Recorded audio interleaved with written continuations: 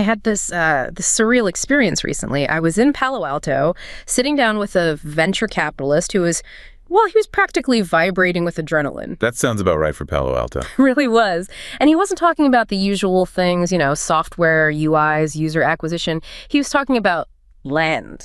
Land. Specifically, land near a decommissioned nuclear plant. For him, the new AI action plan wasn't just some policy shift. He described it as a religious awakening. Wow. Yeah. He saw the future as this wild digital frontier, a new manifest destiny, but written in raw compute and unshielded energy. Yeah. He looked at me with this giddy, almost reckless intensity and said, "We're finally stopping the hand-wringing. We're going to build the future, and we're going to do it fast." For him, the only real sin was standing still. The accelerationist creed, basically. Yeah. Move fast and braid things, but on a civilizational scale. Exactly. But then just a week later, I'm in a quiet cafe in Brussels. Totally different vibe. I'm with a senior official, someone deeply involved in the EU's AI Act. Okay, so the polar opposite. The polar opposite. I mentioned the VC's excitement and his face. It didn't light up. It just clouded over with this deep, weary, almost historical pessimism. He's seen this movie before, or thinks he has. Right. He didn't see a frontier. He saw a potential leviathan that needed to be, in his words, meticulously caged. He was talking about risk categories, prohibitions, not as red tape, but as a sacred act of societal self-defense. That's a powerful way to frame regulation. Not as a brake, but as a shield. It is, he told me very calmly. We aren't interested in winning a race toward a cliff. We are building a cathedral of rules to ensure we remain human. A cathedral of rules. I like that. And what really struck me, it wasn't just the policy gap, it was the complete absence of a shared language. One side sees a playground, the other sees a crime scene in waiting. And that extends to everything, even failure. Yes, one views failure as a purifying rite of passage, and the other sees it as social death.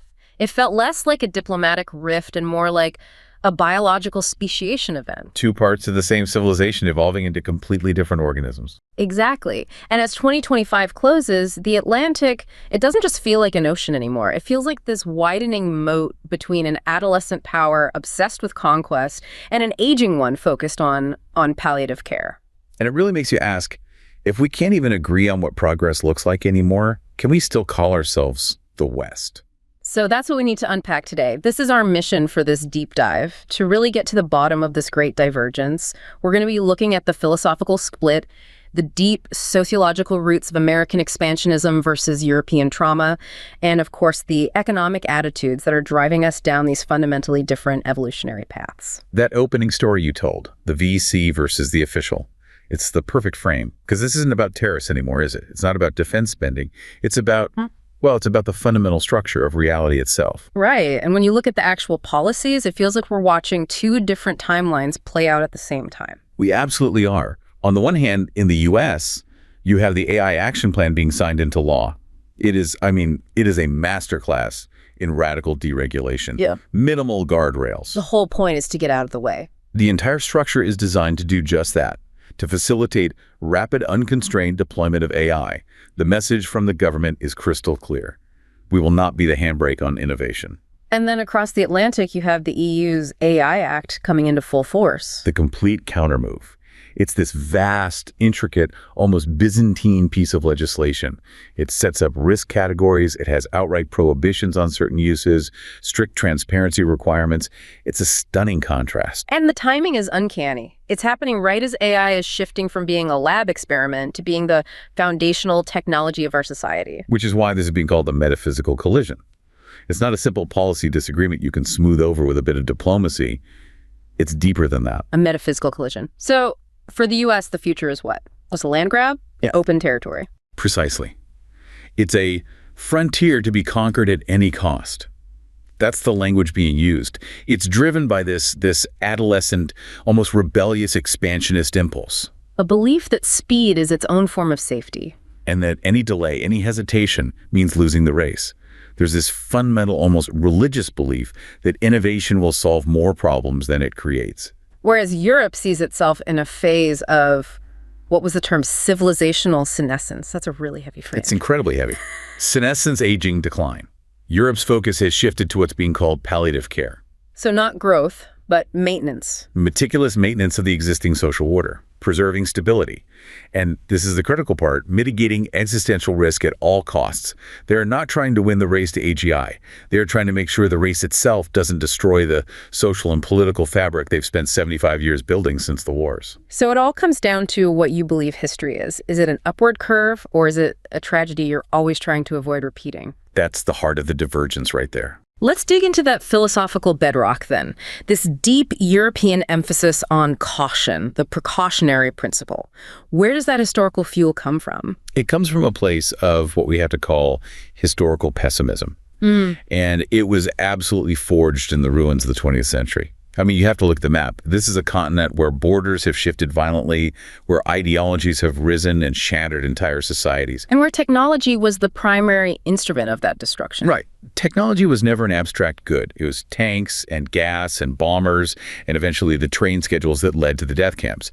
So the prevailing view is that history is not some guaranteed ascent. It's a perpetual, constant risk of sliding back into barbarism. Which means in that worldview, technology can never, ever be seen as neutral. It's always a potential weapon. Absolutely. It's a potential instrument of the Leviathan, that overwhelming coercive power of the state. So when you see regulation like the AI Act, it's not about bureaucratic inefficiency. It's framed as a profound, trauma-informed act of societal self-defense. Trauma-informed? Yes. The goal of the AI Act is to build what they call a safe cage, a deliberate structural bulwark to prevent technology from ever again facilitating the kind of systemic dehumanizing control and destruction that they saw firsthand. The European project sees AI as the newest potential Trojan horse for that barbarism to return, and that's why the rules have to be meticulous, preemptive, and incredibly stringent. And that just makes the American counterbalance the risk principle makes so much more sense, because it's a worldview fueled by a complete and total rejection of that pessimism. It's the other side of the coin. The U.S. is animated by an almost religious technological optimism, and it's rooted in its foundational myths. Manifest destiny. Manifest destiny, but written in code. History here is seen as a linear upward ascent. The whole ethos is that regulation is the dead hand of the state, and it's there to stifle the elan vital, that vital innovative force of the individual. So the American choice is dangerous freedom over safe servitude. Exactly. The belief is that standing still, being too cautious, is the only real sin against progress. The fear isn't the technology itself, the fear is constraint. The fear is being left behind. And that dynamic, dangerous freedom versus safe servitude, that's where the abstract philosophy gets really concrete. It leads us straight to the work of Isaiah Berlin. We can actually map this entire schism onto his ideas about liberty. Berlin's distinction between two concepts of liberty is absolutely essential here. It's the decoder ring for this whole conflict. So first you have what he called negative liberty. Which is freedom from something. Freedom from external interference. Freedom from government action that constrains your individual choice. It's the classic constitutional focus. The Bill of Rights is a document of negative liberty. Congress shall make no law. Freedom from constraints. Get out of my way. Precisely. And the American posture zealously, almost religiously, guards this negative freedom. The highest good is the absence of interference for the innovator, for the entrepreneur, for the corporation. The U.S. AI Action Plan is an exercise in maximizing that negative freedom. But the European side, the AI Act, it embodies what Berlin called positive freedom. How does that work in practice? Positive liberty is the idea that freedom isn't just about being left alone. It's the demand that the state must actively create the conditions and frameworks that enable its citizens to flourish and fulfill their potential. So freedom to do something. Freedom to live in a safe, dignified society. Freedom to be protected from manipulation, from surveillance, from what they call the tyranny of the algorithm. In the European context, this means the state has a duty to intervene with laws, with ethics boards, with social consensus, to ensure technology serves a collectively defined human flourishing. They are fighting for the freedom to be safe. And what's so tragic about it is that both sides genuinely believe they're the true champions of liberty. One is fighting for the freedom to build anything, and the other is fighting for the freedom to be safe from anything that gets built. And that clash was perfectly crystallized in the story of Elias, the developer from Austin. Right, tell us about that. So Elias is this classic archetype of the American innovator. He's in Austin, Texas, he's full of that frontier energy, and he's using the new U.S. Action Plan as his philosophical mandate. He's building an autonomous medical agent. So an AI tool to diagnose diseases. Exactly. But for complex, rare diseases. The kind that can take a panel of human doctors months or years to figure out, if they ever do. His focus was on speed, efficiency, and solving a problem that costs human lives every single day. And for him, any regulation, any delay is a moral failing. A profound moral failing. He saw the U.S. policy as the ultimate expression of negative liberty. It was freedom from the gatekeepers, freedom from the bureaucracy that was standing in his way. He believed he needed the government to just get out of the way so he could save lives. He even argued that slow-rolling a life-saving technology is itself a form of harm. His freedom to create was paramount. But that same tool, that beautiful expression of negative liberty, was seen completely differently when he tried to get it licensed in Europe. He hit a wall. He hit the wall of positive liberty. He took it to a public health clinic in Lyon, France. And the French regulators, they didn't even dispute that the tool worked. They didn't question its efficacy. But they saw this unfettered, unshielded agent, which didn't have the right risk assessment documents, didn't have clear human-in-the-loop protocols. They saw it not as progress, but as a direct violation of their social contract. How did they frame that? What was the actual violation? For them, the right to liberty includes the right to live in a society free from technology that operates as an invisible, unaccountable black box, making life and death decisions for you.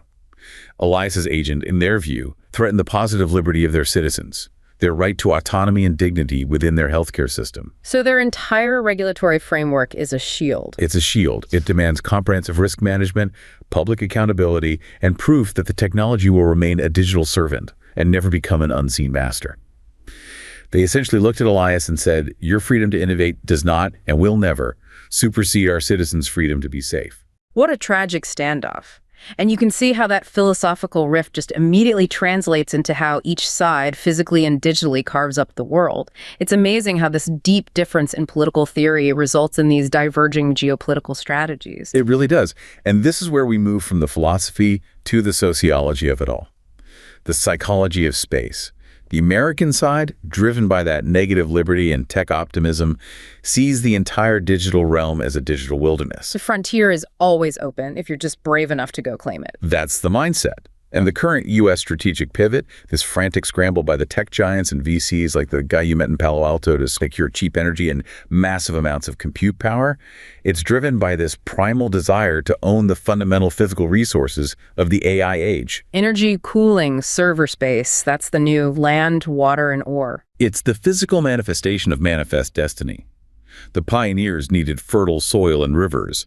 The new tech titans need decommissioned nuclear sites for terawatts of power and vast data centers. And they fully intend to homestead this new frontier alone, viewing those physical resources as necessary for what they see as cognitive conquest. And then you have the European defensive move, which is the complete opposite. It's the digital walled garden. Exactly. Europe's pursuit of sovereign AI isn't about conquering the wilderness. It's about creating a defensible, manageable, civilized space within it. They're trying to recreate the security and the predictability of an ancient European piazza, where social interactions are governed by these complex, agreed-upon rules of etiquette. And that etiquette in the digital world is compliance and ethics rules and privacy regulations. Right. It's about creating a space governed by their social contract rather than submitting to the law of the jungle being imposed by these massive foreign tech companies. This American drive for conquest, it feels so deeply linked to the historical character of the country. This restless, constant need for a new frontier to define itself against. This is where Frederick Jackson Turner's frontier thesis feels so incredibly relevant. Turner's thesis from 1893 is really the key to the American psyche here. His whole argument was that the American character, its rugged individualism, its anti-statism, its democracy, even its pragmatic violence, wasn't inherited from Europe. It was forged in the constant process of winning a wilderness. So the American identity came from the struggle with the frontier itself. Right, and then the Census Bureau officially declared that physical frontier closed around 1890. But the psychological drive, that restless energy, didn't just stop, it just started looking for new frontiers. And we've seen that over and over, JFK's new frontier in space, then the electronic frontier of cyberspace in the 90s. And the modern AI push is just the newest and maybe the most urgent iteration of that manifest destiny. It's the conquest of cognition itself. The VC you spoke to in Palo Alto, the one vibrating with adrenaline, he's a perfect embodiment of the traits Turner described. Coarseness and strength combined with acuteness and inquisitiveness. that practical, inventive turn of mind, that restless, nervous energy, that dominant individualism. It's the psychology of conquest, and it sees regulation as an existential threat to its very lifeblood. But that restless frontier expansionism just runs headlong into the incredible weight of European memory, a memory that's so often rooted in historical trauma. And we saw this in the story of Clara, the architect from Berlin. Clara's story is such a brilliant illumination of the European counter-narrative. It's filtered through Tocqueville and collective memory, not through frontier amnesia. So while these American AI firms operating under that digital wilderness mandate were busy carving out these unregulated data fiefdoms, Clara was fighting this pitched battle against an American firm that wanted to digitize and harvest the cultural memory of her neighborhood in Berlin. And to the American company, that data is just raw material. It's a blank slate for profit and optimization. But to Clara and her community, the data about their lives, their architecture, their history, it wasn't raw material, it was sacred. Every single piece of digitized history carried the ghosts of surveillance, of totalitarian control, of state overreach from the Stasi. So her fight was against the technological harvesting of what she saw as her people's soul. Exactly, and her famous quote just sums it all up. Americans think history is a choice. We know history is a haunting. The American approach is built on this kind of beneficial amnesia, the ability to constantly reboot and expand into a new, seemingly consequence-free space. The European approach is built on trauma-driven regulation, a necessary act of self-preservation to make sure the horrors of the past are never technologically amplified or automated. That impulse is noble, to protect the collective soul. But when a state tries to be that hyper-protective shepherd for its flock, it could inadvertently create something that Tocqueville himself warned us about: soft despotism. Now, I wonder if that's a bit too simple of a critique. The EU would argue these rules are democratically chosen, which is very different from the dictates of big tech. And that's the core tension, isn't it? It forces us to look critically at this cathedral of rules. Tocqueville, back in the 19th century, he wasn't describing a violent dictatorship. He described a state that covers society with a network of small, complicated rules, minute in uniform. The power is absolute, but it's mild. It doesn't shatter your will. It softens, bends, and guides it. It prevents a dynamic existence rather than violently destroying it. It's sort of death by 1,000 paper cuts. That's a perfect way to put it. It's this unseen, pervasive form of control where the government becomes a shepherd to a flock of timid and industrious animals. And if you apply that to the AI Act, the fear is that all these intensive requirements, data governance, impact assessments, compliance boards, technical documentation, while all introduced with the best intentions of democratic protection, they might create such a high barrier to entry and such pervasive risk aversion that the will to innovate is just slowly extinguished. So the very democratic safeguard that was designed to protect citizens from algorithmic tyranny becomes a kind of soft tyranny itself, just by preventing any kind of bold action. Exactly. And the most insidious part, as Tocqueville noted, is that this soft despotism can be combined with the outward forms of freedom, like having popular elections and democratic debates about the regulations themselves. People might console themselves for being in tutelage by thinking, well, at least we chose our own guardians. The cost of that collective peace and social security is dynamism. The European project risks becoming the safest, most regulated, and least self-determining place for innovation on Earth. The fear is they trade the risk of the unknown frontier for the certainty of stagnation. Yeah. Okay, let's shift to the economic dimension, because this is where all these philosophical and sociological rifts translate into hard power struggles. The sources are noting that the trade and tariff wars are just shattering the polite fiction of a democratic alliance. When you really peel back the layers of that nominalism, all the polite language about free trade between allies, you see these deep structural differences that really define the economic landscape.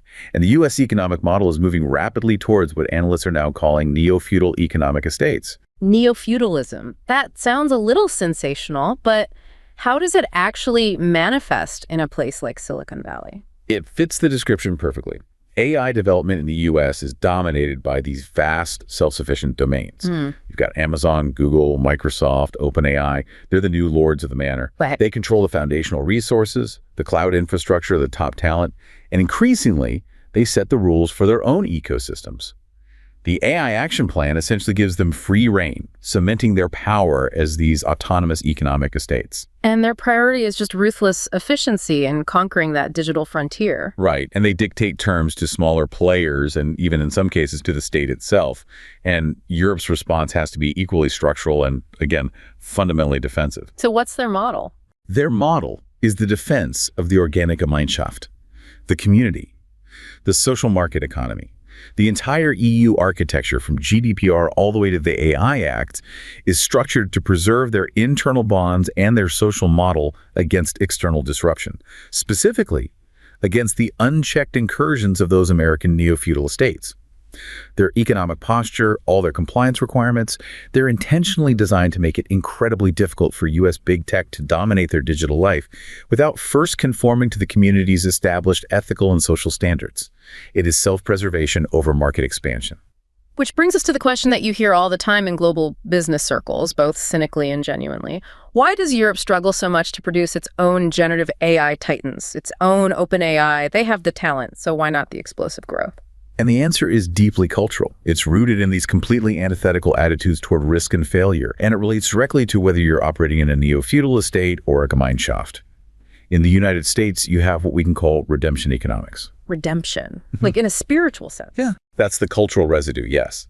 There's this strange blend of a Calvinist work ethic and that frontier mythology we talked about, and it transmutes business failure into a purifying rite of passage. Failure is temporary. It's expected. It's even celebrated in some circles. Right. Bankruptcy is a learning experience. You fail fast, you pivot, you get new funding, and you come back stronger, armed with that experience. Exactly. The legal structures, like the quick and relatively easy Chapter 11 bankruptcy process, reinforce this. The whole system is fundamentally utilitarian and Darwinian. It's geared to filter for superhuman resilience. You're expected to burn through capital and fail spectacularly multiple times before you hit that massive success. The entire structure is designed to propel the first mover to stellar heights, even if a lot of other people fall by the wayside. But in the organic Gemeinschaft, that same spectacular failure is a total crisis. In Europe, failure is often synonymous with social death. It can be a terminal event for a career. If your startup collapses, it signifies a permanent loss of credit, which makes getting subsequent capital almost impossible.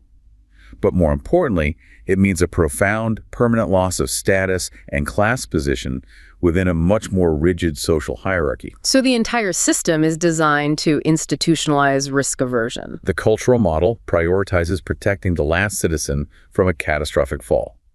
If bankruptcy means you can never get another loan, never regain your status, and you face social stigma, then the incentive structure fundamentally prohibits the kind of spectacular, multi-billion-dollar risks you need to take to create an open AI. One system seeks to unleash potency at a high personal cost. The other seeks to preserve dignity at the cost of dynamism.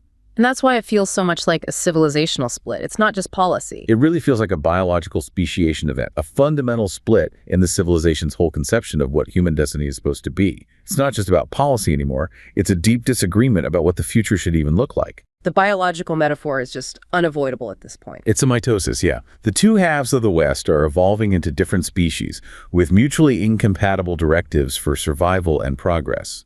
And this is captured perfectly in the metaphor of the two siblings, Sarah and Elena. Okay, so Sarah is sprinting toward the technological singularity, fueled by that American attitude toward risk. Sarah is the embodiment of the American tech drive. She sees the U.S. deregulation not just as good policy, but as a biological necessity. It's an evolutionary imperative to push toward the post-human. She is chasing technological godhood, and she sees AI as the mechanism to fulfill manifest destiny, to extend the frontier right into our understanding of life and intelligence itself. For her, the rules are just unnecessary baggage, slowing down a necessary evolutionary leap. And her counterpart, Elena, is retreating into the humanist redoubt under the EU's humanistic social contract. Elena prioritizes the human experience above everything else. She sees the European AI Act as a necessary line of defense. In her world, AI is strictly a digital servant, and it is prohibited from impacting core human dignity, autonomy, or self-determination. She sees the American pursuit of the singularity as this dangerous Faustian bargain, a willingness to lose your humanity for a faster processor or some abstract competitive advantage. She wants to ensure that technology serves man, not the other way around. So the American path charges toward a future it's determined to create no matter the danger. And the European path retreats toward a past it's determined to preserve, no matter the cost of stagnation. Okay, before we settle the implications of this Atlantic schism, we have to zoom out and put this conflict in its broader global context. specifically the intensifying rivalry with China. This is absolutely crucial because the US-EU split isn't happening in a vacuum. It's happening in a space created by the rivalry with China. And yet the internal dynamics of AI development in the US and China are so vastly different, and that complicates the whole global governance picture. How does US AI development really compare to what's happening in China? Well, the US effort, as we've said, is dominated by a small group of extremely large companies, the tech titans, and they are focused almost obsessively on artificial general intelligence, AGI, and the existential risk of the singularity. It's a very high-stakes, capital-intensive focus, and it's inherently fraught with this strange trepidation.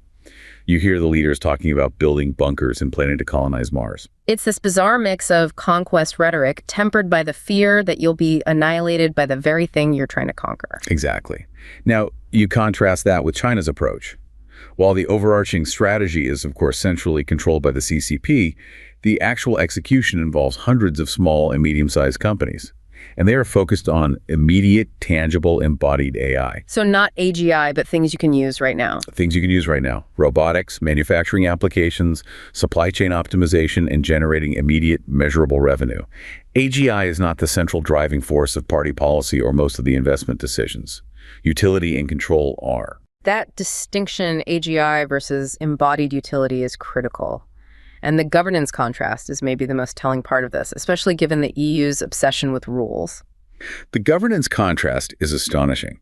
Despite operating under an authoritarian regime, the Chinese government is deeply concerned about the disruptive social and political impacts of AI. They've invested serious political capital in setting up effective, structured AI governance frameworks to manage that risk domestically.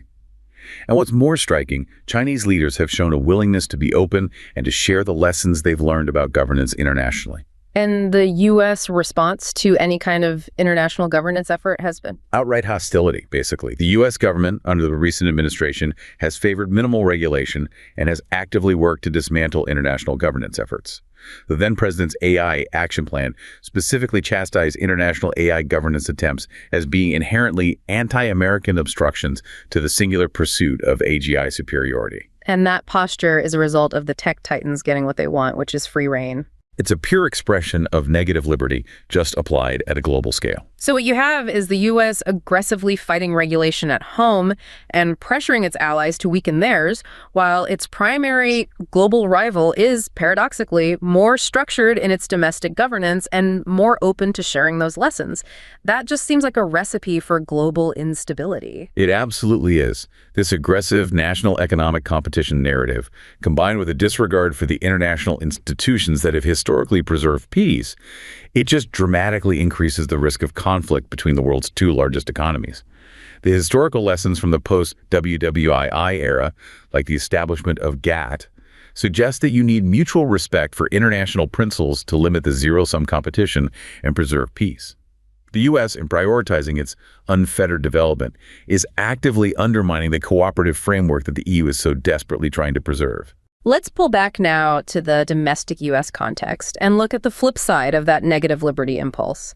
Because even in the U.S., where the government is trying to prevent regulation, we're seeing this strange paradox, a grassroots focus on negative algorithm rights. Right, this is the organic domestic resistance to AI deployment. It's driven primarily by civil rights groups, scholars, and activists, and they are seeking protection from the governmental use of AI. They are demanding a negative right to be free from having these opaque algorithms augment or replace human judgment in really high-stakes decisions. And we see this in the real world with things like the bans on facial recognition tech in certain cities, or all the opposition to risk assessment algorithms like Compass and criminal sentencing and parole.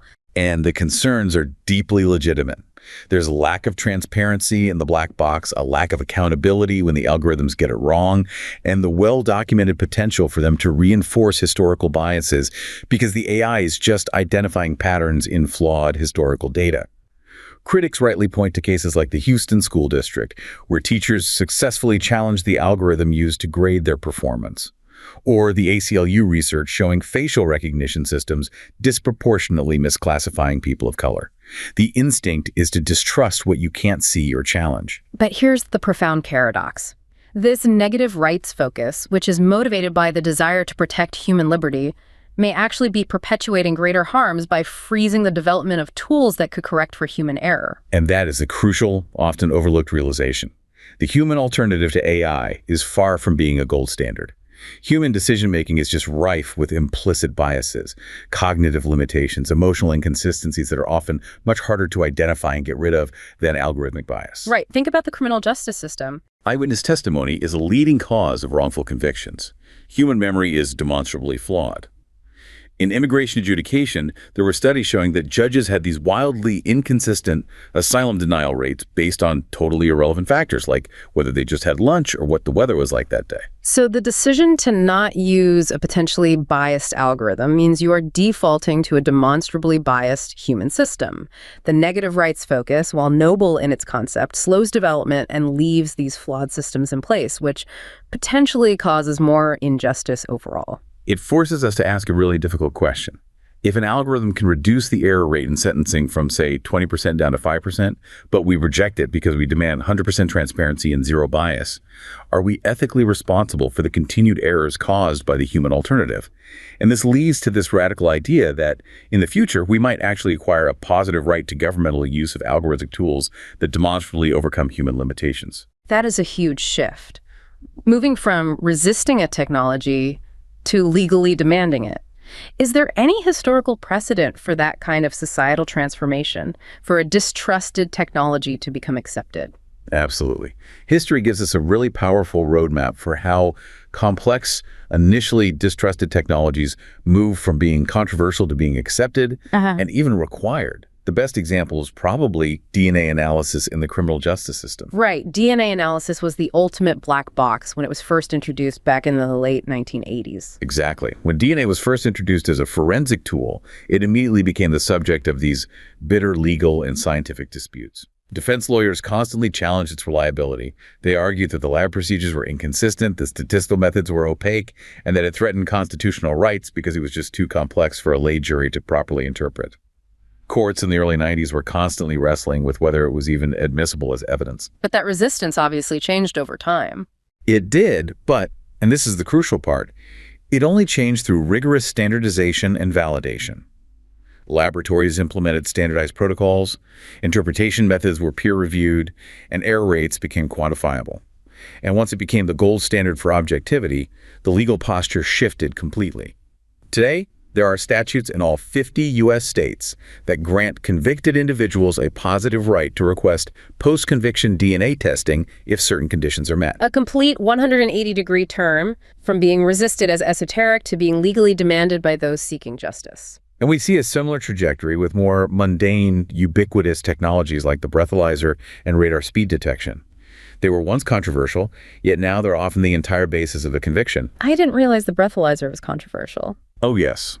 The drunkometer, its precursor from the 1930s, was immediately met with skepticism by the courts. How could this esoteric chemistry test, performed by a non-expert police officer, supplant the direct testimony of an officer who simply observed the driver's behavior? One court even noted that the city physician could only perform the test while using a manual, highlighting the complete lack of transparency in the science. Another black box, just like the algorithms we're talking about today. Yes.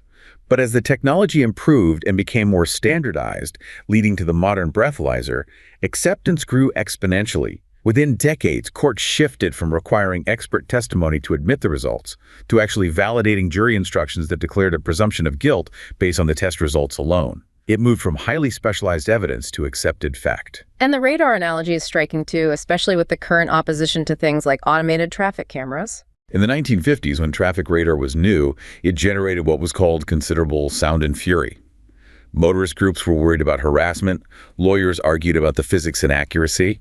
Initially, courts required expert testimony to establish the accuracy of the speed meter. But by the late 50s, courts were willing to take judicial knowledge of the radar's reliability. And the ultimate step was in Pennsylvania, right? Where it became required. The ultimate step.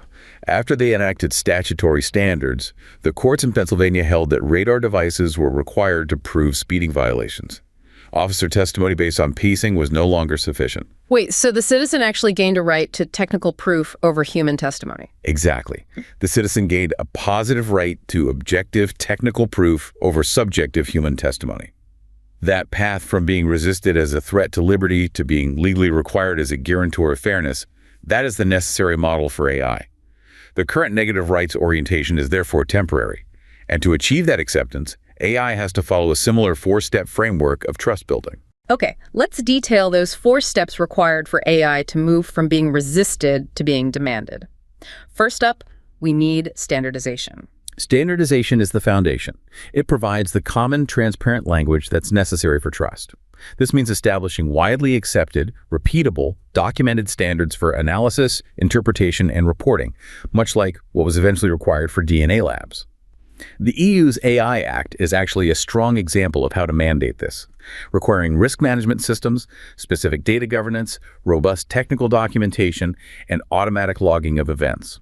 Without a standard, every single algorithm is its own unique, untrustworthy black box. Second, auditing and impact assessment. This is the verification step, measuring performance against reality. This is absolutely crucial. It's about having regular, reliable efforts to verify compliance with those standards, that's the auditing, and critically to validate that the technology actually improves outcomes relative to the status quo. That's the impact assessment. This is where the rubber meets the road. It is.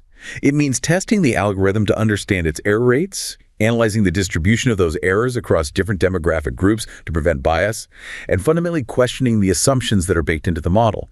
You need a full analytical defense of why the algorithm is superior to human decision-making. And auditing efforts, like the iCertifAid program, are already emerging to meet this need by providing third-party certification. Third on the list is oversight. Even the best algorithm needs a human mechanism to monitor it and correct it. Oversight is the mechanism that allows humans to monitor, challenge, or even override the algorithm's results. And this has to exist at 2 levels. At the individual case level, you have to ensure the AI's results are merely an input into a human judge's decision, especially for high-stakes systems. And at the system level, you need robust auditing and certification. And transparency about how the algorithm works, the data it uses, and its underlying assumptions must be provided to officials and the public. You need human monitoring groups that are technically capable of pushing back. And finally, number 4 is qualification. The tech is only as good as the people who design and operate it. The workforce has to be ready. A trained, thoughtful workforce is completely non-negotiable. The people involved have to have the technical competency to design mathematically sound systems, but they also have to possess the integrity and the awareness of how their own cultural and implicit biases might infect the resulting model. This is where the EU's deep focus on training the workforce in data usage and fostering these skills across economic sectors is so vital. If you automate administrative tasks, workers can shift to tasks that require more personal interaction, but the need for qualified, ethical teams to deploy AI responsibly remains the ultimate bottleneck. So it's a long road from distrust to demand. It is. And what this great divergence ultimately shows us is that the Atlantic Schism in 2025 is not some mending diplomatic rift. It's a cold civil war over the very meaning of progress. One side, driven by that frontier mythology and technological optimism, sees AI as the tool to fulfill manifest destiny and achieve a technological singularity. The other side, anchored in historical pessimism and a defense of the collective social contract, sees AI as a potential modern Babel, a monument to human hubris, and is retreating into a humane, humanistic social contract. The American pursuit seeks transcendence, speed, and the post-human future, while the European defense seeks dignity, safety, and the preservation of the human past. The future is no longer a shared project. It is the object of this widening divide.